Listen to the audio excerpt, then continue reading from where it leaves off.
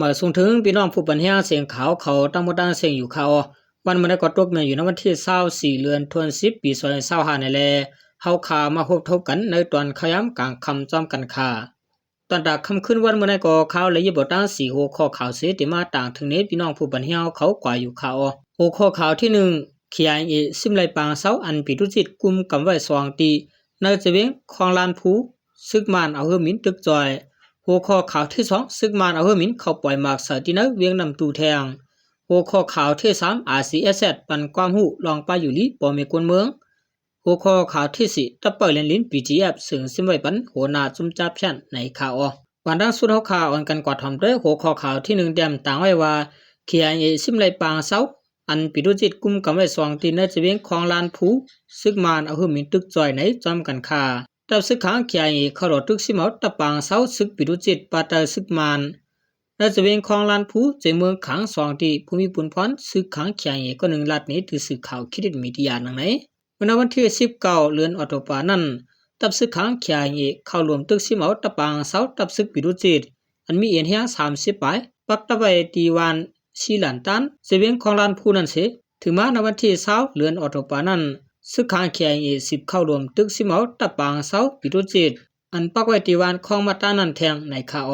ว่าเสตะบางเซาปิรุจิตถูกซิมเอายาวตับกางหาวของสิซึกมันเขาเยืองจูกนเมืองในจะเวงของลานผู้แล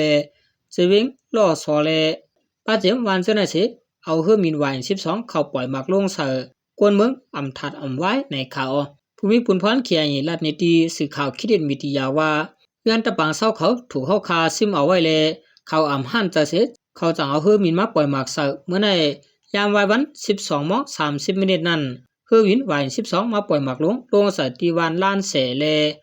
วันเจยิมหอมเจอนั่นอำย่ำเศร้าลูกในเฮ็ดให้เกียงพลาแลเฮือนเยลูกก่อยกว่าตั้งนำที่หิมวันนปีพงนั่นก็เฮือมินกว่าปล่อยหมากเส3ลูกวันไหนวันสิหลันตันจะเบียงของลานผู้อันญาซึกขังKIAเขาตึกสิเมานั้นมีหลังเฮือนกวน20ปลายเสมีไว้ภายในวันลันเสในข่าวสืบสวนข่าววันกันกว่าถามด้วยหัวข้อข่าวที่2เต็มต่างไว้ว่าซึ่งมันเอาเฮมินเข้าปล่อยหมากใส่ตีนเวียงเมืองกุดเทียงในจอมกันคาตับกลางหาวซึ่งมันเข้าปล่อยหมากลงใส่ตีนปอกในยอมเวียงนำตุจึงได้ปอดขวางอันซึกปรองที่อันยาวเขาตึกกุมกำไว้นันเทียงในข่าวเมื่อวันที่23เดือน2025มื้อวะยามกลางค่ำหมอก8:49 นนั้นเฮมินจัดไฟตาซึ่งมันเข้ามาปล่อยหมากลง4ลูกใส่ตั้งในปอกสตาลาติวเศร้ากวนเหตุการณ์บุญท่านอันมีตีผังนำตุผายจานเวียงนำตุในข่าวเกี่ยวกับรองในก้นปุติลาดนี้ว่าใจคำว่าในเฮอมินปล่อยหมากสารนเวียงนำตุแทงหมากในตกสารนเวียงผายจานนำตุนั่นแมนซื้อนปอกสัตตาลาอันก้นเหตุการณ์หลวงปองจึงยามอยู่เศร้าเมื่อวันตั้งนั่นค่อยกากำพองว่าเปลี่ยนปอกสัตตาลาไหนกำพองก็ว่าโตคิมองจากหงเฮในก็ว่าเมื่อเลี้ยวแผนหับเลี้ยงอินเทอร์เน็ตสตาร์ลิงนั่นก็เลยถูกปิกไว้ตัดเด็กกับ10กันก็มีลองหยับผืดไว้ลัดนี่หนังไหนลองดูซุ้มอันเฮอมินมาปล่อยหมากสนั้นแต่ตึกจอบทัดด้วยลองตั้งมันไว้อยู่แลยามเหลียวแต่ไปไล่หัวย่อยมันในข่าวว่าเสตับซึกมันเขาตึกสิเมาไล่ขึ้นเวียงจอกเมเลเวียงสีโปยตับกางหาวซึกมันเขาเอาเฮอมินเข้าปล่อยหมากสเวียงนำตูอันซึกเทียนเดียวเขากุมกำไว้นั้นอ่ำย่ำ6บอกเย้าวันในข่าวพอข้าตอนดาข่าวเงา2หัวข้อข่าวในข่าวและปึงออกมาตีเงาแรงหุ่นมาเขาเตรียมต่างไว้มีหนังในข่าวสืบสวนข่าวอันกันกว่าถามตัวหัวข้อข่าวที่3เตรียมต่างไว้ว่า RCSS ปันความหูลองป้าอยู่ลีปอเมกวนเมืองไหนจอมกันคาเมื่อในวันที่24เดือนธันวาคมปี2025เดือน12มกราคมปีใต้ซอย1ปากไว้19นี้อยู่ที่ห้องการหลวงภายป้าอยู่ลี RCSS SSA จะเฮ็ดบางปันความหูคนเมืองเกี่ยวกับเรือรองต่างเป็นอำเคียงเฮียงต่างเป็นเลือดสูงต่างเป็นเยาวันที่เงาจึงของเสียวขึ้นจุนไตลอยเตลียงในข่าวหรือสินั้นเลยปันความหูเกี่ยวเลยลองเปลี่ยนมาต่างเปลี่ยนเลยลายเหตุกังลายยุดยาอีกว่าพรให้อันที่มาจำตั้งหลังหนังหือเตียมเป็นนั่นเป็นลายเหตุหือจากกว่าจะไหนในข่าเมื่อปนมาก็ผ่ายป้าอยู่ดีเลยจะเฮ็ดบางปันความหูลองเหตุกังป้าอยู่ดีคนเมืองที่ลอยเตลียงเลยเนื้อนาติกุมกำเสนมาอยู่ในข่าวสืบสวนข่าวอันกันกว่าทำด้วยหัวข้อข่าวที่4เตรียมต่างไว้ว่าตับเปิลเลนลิน PGF ซึ่งซิมไว้ปันหัวหน้าซุมจับเพียนในจำกันคา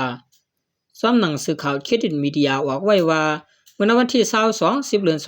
25จ ซุมปีเจียบอ่อนเอาหัวหน้าซุมจ่าเพียนการเรียนเงินต่างวันไรไปออกกว่าตีขี้เขปักเวงเมียวัดตีเสเสืองซิมเอาห่มลมปันไว้ตีเวียงสวยโกโก้วันในข่าวจำหนังก้นปืนตีลาดนี่ว่าซุมจ่าเพียนจะมีเงินนำแลก้นกัดแขนภายไอที่เขาอีกปะก้นเจอลำลองนั้นซุมปีเจียบอันอยู่ภายใต้กุมกำ10 มันอ่อนไข่ออกเวียงเมียวัดตีจะมือวันที่22 10 เดือน25นั้นหมดยาวอันซึกมันติงยับไหลนั่นเป็นก้นเหตุการณ์ปันซุมจ่าเพียนแลก้นเป่าห่มลมก้อยลองซึกมันที่เข้ากดทัดขี้เขปากนั่นก็ซุมซึกมันตั้งปีเจียป่องเลี้ยงกันเสียจังก้อยกดทัดลองจะเส้นตั้งไปออกเวียงเมียวัดตีนั่นก็ซุมซึกมันปืดปันลานกดทัดว่าในข่าวเกี่ยวกับเลยลองได้เสียตั้งฝ่ายซึกมันปืนเผาไว้ว่าภูมิปุนพรเลยลวงกดทัดหลายๆองตีในเวียงเมียวัดตีแลติงยับไหลก้นเหตุการณ์จ่าเพียนเจียมซ้ายเจียมยิงโฮม2 1 ปาก98ก็ซิมไหลปากเครื่องกำแกมตั้งน้ำในข่าวตั้งฝ่ายไทยก็ปืนเผาไว้ว่า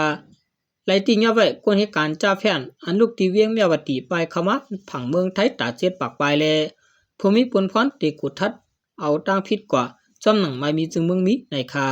บางทีเขแบกเวียงเมียวัดตีเปลี่ยนซุ่มตะเปเลนลิ้นปีเจียบอันจอคิดดูอ่อนหัวไว้นั่นเอาห่มรวมไว้ปันแล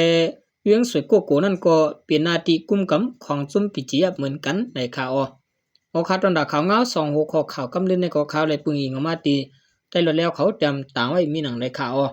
บางสูงต่างเสียงคา